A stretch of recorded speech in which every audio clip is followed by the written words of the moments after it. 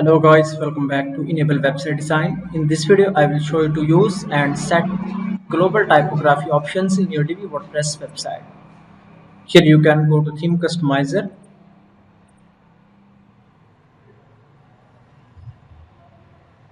and after that you can go to General Settings and Typography options. Here you can set default body text size. So this should be implemented to the entire website. So for example, if I change it to 20, now here you can see text size is increased. Then you can add line height, then header text size, then letter spacing, and after that if you want to make header font style italic, then you can use this option. And also you can choose the default font style for the header, as well as you can change the body font. So if I go here and select one of the font style, now here you can see font style is changed. You can also change the heading color.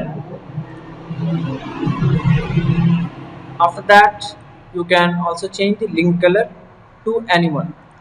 After that click on publish button.